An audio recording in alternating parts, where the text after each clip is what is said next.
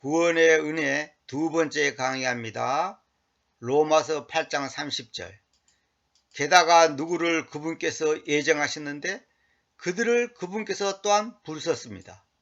그리고 누구를 그분께서 부르셨는데 그들을 그분께서 또한 공정하게 하셨습니다.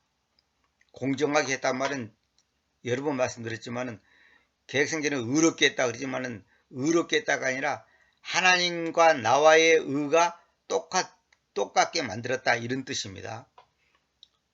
그리고 누구를 그분께서 공정하게 하셨는데 그들을 그분께서 또한 영광스럽게 하셨습니다. 그러니까 예정하셨고 부르셨고 또 부르셨는데 부르신 자들을 또 공정하게 하셨고 또 공정하게 한 자들을 또 영광스럽게 했다는 거죠. 이 단계가 있습니다. 예정, 부르심, 또 공정케 함, 또 그 다음에 영광스럽게 함. 이렇게 순서가 그리 됩니다. 구원에 관한 하나님의 주권은 그리스도의 복음을 전하는 우리에게 강력한 위안이 된다. 그러니까 구원에 관한 하나님의 주권, 하나님의 주권이에요. 그분께서 예정하셨다고 그랬잖아요. 어떤 사람들은 예정하셨단 말을 절대로 안 믿어요. 주님께서 예정하셨어요. 그래서 부르신 사람을 공정하게 하시고 공정하게 한 사람들을 영광스럽게 했다. 세상 사람들은 여전히 복음에 대해 완고하지만 아무리 심하게 거부하는 심장도 성령으로 말미암아 곧바로 부드러워질 수 있다. 성령이 역사하시면 그 누구도 그분의 사역을 거부하지 못한다. 결국은 아무리 교만한 사람도 하나님께서 역사하시면 그 마음이 녹아지고 부서지고 깨져서 주님을 받아들인다는 거죠. 그래서 은혜라는 거예요. 은혜. 하나님의 주권적인 은혜. 그 다음에 31절. 그렇다면 우리가 이러한 것들에 대한 무엇을 말할까요? 만일 하나님께서 우리를 위하여 계신다면 누가 우리를 반대하여 있을 수 있습니까? 하나님이 나를 구원하겠다는데, 하나님이 나를 용서해 주겠다는데 누가 감히 거기에 대해서 반대할 수 있냐 이 말이에요. 하나님이 나에게 하시고자 하신 일을 방해할 수 있는 존재가 없다는 거죠. 그분 자신의 아들을 아끼지 않고 우리 모두를 위하여 아들을 넘겨주신 그분께서 어떻게 그분께서 그 아들과 함께 또한 모든 것들을 우리에게 자유로이 주시지 않겠습니까? 자유로이. 여기 자유로이란 말은 뭐냐면 성경에 보면 for not가 있어요. 이건 무료로 공연히 이런 뜻이고 price는 가격, for nothing은 공짜라는 뜻이고 아무데도 이런 뜻이에요. freely, 이 freely란 말은 뭐냐면 자유로이 그 말이에요. 이거는 뭐냐면 구속이나 속박 따위가 없이 제 마음대로, 그러니까 제한받지 않고 하나님께서 우리 모두를 위하여 아들을 넘겨주셨는데 어떻게 그분께서 그 아들과 함께 또한 모든 것들을 우리에게 자유로이 주시지 않겠습니까? 자유로이란 말은 뭐냐면 구속이나 속박 따위가 없이 제 마음대로 줄 수 있다 이 말이에요. 그 다음에 이 스포츠는 책에는 이 33절만 사실 있어요. 그래서 제가 이해를 돕기 위해서 지금 위에서부터 읽은 것이지 실제로는 33절만 있어요. 누가 어느 것을 하나님의 선택받은 자들의 책무에 놓겠습니까? 공정하게 하시는 분은 하나님이십니다. 이건 무슨 말이냐면 감히 누가 어떤 것을 하나님의 선택받은 자들의 책무에 놓겠습니까? 이 말은 뭐냐면 야, 너 선택받았지? 이거 해, 저거 해, 이렇게 해야 돼, 저렇게 해야 돼. 어떤 의무를 우리에게 지울 수 없다는 말이에요. 왜? 공정하게 하시는 분은 하나님이신데 누가 감히 야, 너 의롭게 되려면 구원받으려면 천당 가려면 이거 해야 돼, 저거 해야 돼, 이만큼 해야 돼, 저만큼 해야 돼, 헌금은 이만큼 해야 돼. 그런 율법적인 의무를 우리에게 짊어지게 할 수 없다 이 말이에요. 왜? 하나님이 날 용서했다는데, 하나님이 날 무조건 값없이 말하자면 우리를 용서했다는데, 우리의 공로가 아니라 하나님의 주권적인 은혜에 의해서 용서했다는데 누가 나한테 어떤 것을 의무를 책임을 지우겠냐 이 말이에요. 그래서 시가서 51장 4절은 오직 님을 반대하여 제가 제지해왔으며 이 악을 님의 시야 안에서 행해왔습니다. 여기서 님이 누굽니까? 하나님이죠. 그러니까 하나님을 반대해서 제지해왔고 하나님 앞에서 행해왔다는 거예요. 님께서 이야기하실 때 공정해지시고 님께서 심판하실 때 명징하시려는 것이었습니다. 명징이라는 것은 분명하게 입증시킨다 그 말이에요. 분명하게. 그래서 만약 우리가 하나님께 범죄했다면 용서하시는 일은 하나님의 능력에 속한 것입니다. 내가 하나님 앞에 죄를 지었는데 뭐 사탄이 용서해주고 뭐 대통령이 용서해주고 누가 용서해주는 거 아니에요. 왜냐하면 그 죄는 하나님을 거스린 것이기 때문입니다. 그런 거로 다윗은 시가서 51장 4절에서 이 말씀을 하시는 거예요. 하나님 앞에서 죄를 지었고 하나님을 반대해서 죄 지었는데 그것을 용서해 주는 분은 하나님밖에 없다 이 말이에요. 그래서 우리가 범죄한 것은 하나님께 대한 것이므로 하나님만이 그 죄를 엄했을 수 있다 이 말이에요. 도 닦고 참선하고 뭐 3000배 절하고 무슨 30일 금식기도 하고 무슨 선행을 쌓고 그런 거 갖고 용서받는 게 아니란 말이에요. 우리가 죄 짓다는 것은 부처 앞에 죄 짓는 것도 아니고 석가모니 앞에 죄 짓는 게 아니라 하나님 앞에서 죄를 지었기 때문에 하나님만이 그 죄를 용서해 주시는 분이단 말이에요. 근데 하나님이 나를 용서해 주는데 제3자가 알고 할 수가 없다는 거죠. 그 미가서 7장 18절에 보면 죄악을 면제하시고 그분의 상속 재산의 남은 자들의 위반을 지나가시는 님과 같은 하나님께서는 누구십니까? 그러니까 우리의 죄악을 면제해주고 그분의 상속 재산의 남은 자들의 위반을 지나가시는 님과 같은 하나님께서는 누구십니까? 다시 말하면 어느 존재가 어느 신이 우리를 갖다가 죄악을 면제해주고 우리의 위반을 갖다가 없는 것처럼 이렇게 지나가시는 분이 누구냐 이거예요. 그분께서는 자신의 분노를 영원히 간직하지 않으시는데 그 까닭은 그분께서는 긍휼 안에서 희열하시기 때문이다. 사실 이거 제가 개혁성경이라든지 NIV나 이런 거 비교해서 설명하고 싶은데 그 설명하려면 또 시간이 많이 걸려요. 그래서 제가 이제 이 본문만 하니까 여러분들이 잘 묵상해 보시기 바랍니다. 개인적으로 비교해 보시기 바랍니다. 그분께서는 자신의 분노를 영원히 간직하지 않으신다는 거예요. 그 까닭은 뭐냐? 그분께서는 긍휼 안에서 희열하시기 때문이다. 긍휼이 여기시기 때문이다. 그게 아니고 이 긍휼 안에서 희열한다. 긍휼한 것이 뭐예요? 상대방을 가엾이 여기고 불쌍히 여기고 아무 조건 없이 그 사람을 허물을 덮어주는 거. 그게 긍휼 아니야, 긍휼. 긍휼 안에서 보통 이제 자비 이렇게 번역도 하는데 자비라는 표현보다 긍휼이라는 표현이 더 정확합니다. 긍휼 안에서 희열하시기 때문이다. 이게 하나님이 내 죄를 나를 용서해주고 불쌍히 여기는 그 가운데서 그거 자체를 속에서 주님께서는 희열한 것은 뭐냐면 아직 보통 기쁨보다 더 강도 높은 거죠. 희열한다 그러잖아요. 아주 기쁨이 넘치는 거. 아주 이건 어떻게 말로 표현할 수 없는 거. 그러니까 우리를 용서해주는 그 자체가 하나님 앞에는 기쁨이에요. 그분께서는 다시 돌이키실 것입니다. 그분께서는 우리 위에 동정을 가지실 것입니다. 다시 말하면 우리를 불쌍히 여긴다는 거죠. 그분께서는 우리의 죄악들을 굴복시키실 것입니다.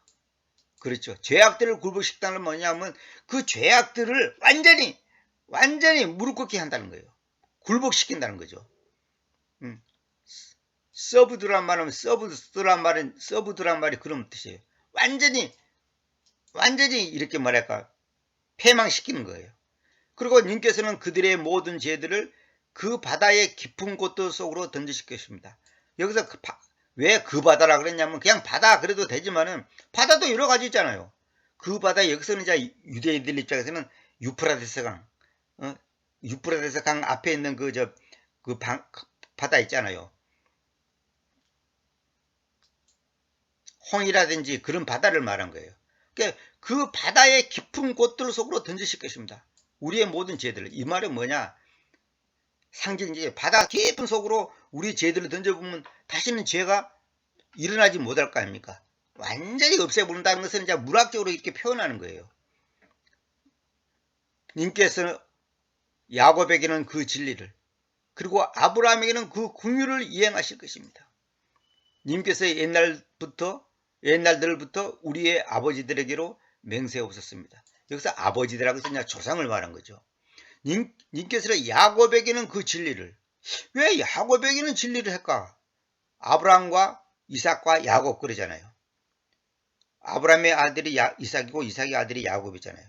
야곱에게는 그 진리를, 그리고 아브라함에게는 그 긍휼을 이행하실 것입니다. 님께서 옛날부터 우리의 아버지대로 맹세해 오셨습니다. 이것이 이제 마지막인데, 여러분 결론은 뭐냐? 여기 이제 오늘의 핵심 구절이 뭐냐면 스포전 목사가 선택한 구절이 33절이에요. 누가 어느 것을 하나님의 선택받은 자들의 책무에 놓겠습니까? 공정하게 하시는 분은 하나님이십니다. 다시 말하면 하나님께서 나를 갖다가 용서해 줬다는데 누가 우리에게 어떤 책무를 줘가지고 너 이거 해야 돼, 저거 해야 돼, 이렇게 해야 돼, 저렇게 해야 돼, 그렇게 짐을 줄 수가 없다는 거예요. 하나님께서 내 죄를 다 없앴는데, 마치 이거예요. 내가 빚이 100억 있었는데 그 채권자가 나한테 없는 걸로 하겠습니다. 그리고 빈문서를 찢어버렸다 이거야. 그러면 그 사람이 용서했는데 제3자가 나서서 야, 너 그래도 아무렇지만 너도 양심 있지, 조금이라도 그 사람한테 뭔가 해야 되지 않냐, 그 사람한테 가서 한 1년이라도 일해줘야 되지 않냐, 뭐 그 사람한테 뭔가 선물이라도 줘야 되지 않냐, 이렇게 말할 수가 없다는 거예요. 왜? 용서해 준 분은 아무 말도 안 하고 가만히 있는데 제3자가 뭐 어쩌고 저쩌고 그럴 수가 있습니까? 그래서 어떤 분한테 전도했더니 그러더잖아요. 예수님을 믿고 영접만 하면 용서받고 천당 갑니다. 그러니까 우리나라 유명한 그 돈 많은 회장이 그랬다는 거 제가 어느 목회자 설교 시간에 들었는데, 그 제가 20대 때 들었는데 지금도 생각나네요. 그분이 그러더라잖아요. 우리가 세상에 살면서 어떤 사람한테 신실해지면 미안해서 조금이라도 이렇게 뭔가 대가를 지불하는데 어떻게 천당을 가는데 공짜로 갈 수가 있냐 이거야. 얼마 정도 헌금해야 됩니까? 얼마 정도 해야 됩니까? 최소한 이렇게 질문하더라잖아요. 그런데 그거 필요 없습니다. 헌금 많이 한다고 용서받고 뭐 용서받았으니까 헌금해야 되고 그런 거 없습니다. 그냥 믿고 받아들이면 됩니다. 그러니까 아니 그거 도대체 나는 이해가 안 간다. 어떻게 그 좋은 천당을 공짜로 갈 수 있냐 이거야. 그게 바로 보통 사람의 생각이에요. 근데 하나님은 그거 필요 없다는 거예요. 이래야 되고 저래야 되고 너가 뭐 선교사로 가서 일해야 되고 뭐 헌금을 많이 해야 되고 무슨 좋은 일 많이 해야 되고 그런 게 아니라는 거예요. 그래서 오늘 제목이 계속 나오지만은 구원의 은혜단 말이에요. 은혜. 구원의 은혜. 예. 구원은 은혜로 구원받는 것이지 내 공로로 구원받는 거 아니단 말이에요. 하나님께서는 예정하시고 부르시고 공정하게 하시고, 공정하게 하신 사람을 또한 영광스럽게 했다는 말은 뭐냐면 완전히 하나님의 그 영광 그 안에 우리를 갖다 완전히 집어넣었다는 거죠. 여기 제한적 속죄교리 요거 적어놨는데 이거 사실 제가 설명을 안 합니다. 이거 설명하려면 시간이 많이 걸려요. 그래서 여기가 다시 한번 읽을게요. 요거는 이제 이 스포츠는 책에서 본 게 아니고 내가 이미 메모해 놓은 거예요. 성경에다가. 구원에 관한 하나님의 주권은 그리스도의 복음을 전하는 우리에게 강력한 위안이 된다. 세상 사람들은 여전히 복음에 대해 완고하지만 아무리 심하게 거부하는 심장도 마음도 성령으로 말미암아 곧바로 부드러워질 수 있다. 그렇죠. 아무리 완악한 사람도 하나님의 영이 역사하면 부드러워져요. 성령의 역사하시면 그 누구도 그분의 사역을 거부하지 못한다. 이것이 바로 뭐냐면 하나님의 주권적 그 교리 앞에, 다시 말하면 하나님의 무한한 그 사랑에 의해서 그분의 주권적인 역사가 일어나면 제 아무리 완악한 사람도 깨지고 부서지고 녹아지는 겁니다. 그래서 결국은 은혜예요, 은혜. 딴 거 없습니다. 하나님께서 역사하셔야 되는 거예요. 우리가 뭐 똑똑해갖고 구원받고 뭐 신앙 고백하고 그런 게 아니단 말이에요. 그래서 제가 여기 다시 한번 강조할게요. 33절에 누가 어느 것을 하나님의 선택받은 자들의 책무에 놓겠습니까? 공정하게 하시는 분은 하나님이십니다. justify. just라는 것은 저울추에 저울을 달 때 쓴다 그랬죠. just라는 것은 수평을 이룬 거예요. 수평. 이게 just라는 말은 수평을 이룬 거단 말이에요. 이것은 용서하는 일은 하나님의 능력에 속한 것이라는 거예요. 우리가 죄 지었는데 그 용서하시는 것은 하나님의 능력에 속한 것이다. 왜냐하면 그 죄는 하나님을 거스린 것이기 때문입니다. 그런 거로 다시 51편 4절에 이렇게 말씀하셨습니다. 우리가 님을 반대하여 죄 지어왔으며 이 악을 님의 시 안에서 행해왔습니다. 님께서 이야기하실 때 공정이시고 님께서 심판하실 때 명징하시는 것입니다. 이렇게 고백하는 거예요. 우리가 범죄한 것은 하나님께 대한 것이므로 하나님만이 그 죄를 엄밀 수 있다는 거예요. 우리가 하나님께 진 빚은 창조주 하나님만이 탕감해 줄 수 있고 또 하나님은 그 일을 기뻐하신다는 거예요. 하나님 외에는 아무도 우리가 그분에게 범한 죄를 지어볼 수 없다는 것이요. 뭐 사제가 용서해주고 뭐 천주교 같은 데서는 뭐 신부 앞에 갖고 내가 어저께 이런 죄를 지었습니다 이렇게 고백하고 용서에게 용서받게 중보기도 해주세요. 그런 거 필요 없어요. 예수님 앞에 예수님께서 우리 죄를 용서했기 때문에 우리가 하나님 앞에 바로 다이렉트로 가는 것이지 뭐 신부를 통하고 뭐 그런 거 아니단 말이에요. 그게 잘못된 거예요. 그게 성경 어디에 그런 말이 있어요?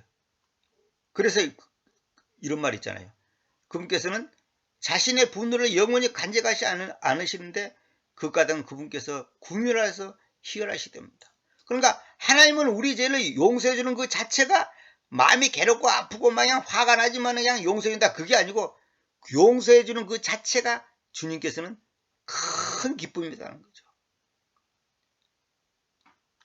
그분께서는 다시 돌이키실 것입니다. 그분께서 우리 위에 동정을 가실 것입니다. 불쌍히 여긴다는 거죠. 그분께서는 우리의 죄악들을 굴복시키실 것입니다. 한마디로 와서 완전히 죄를 굴복시켜야지 되는 거거든요. 님께서는 그들의 모든 죄들을 그 바다의 깊은 곳들 속으로 던지실 것입니다. 그 유프라테스 강 앞에 있는 그 바다 있잖아요. 그 바다를 갖다가 상징하는 겁니다. 이것은 상징적으로. 그러니까 여기는 그냥 꼭 그 바다가 아니라도 바다의 깊은 곳으로 던진다 이 말은 뭐냐면 완전히 없앤다는 것은 이제 문학적으로 표현하는 거예요. 실제로 뭐 죄를 갖다가 막 바닷속으로 던진다는 것이 아니에요. 이거는 이제 문학적으로 표현하는 거예요. 뭐 마치 동이 서에서 먼 것처럼 우리의 죄를 멀리 옮기신다. 이런 것도 바로 문학적인 표현이에요. 다시는 그 죄가 우리를 진범하지 못하도록 그 죄 때문에 우리가 지옥 가지 못하도록 하겠다는 것을 이제 강하게 표현하는 그 표현이에요.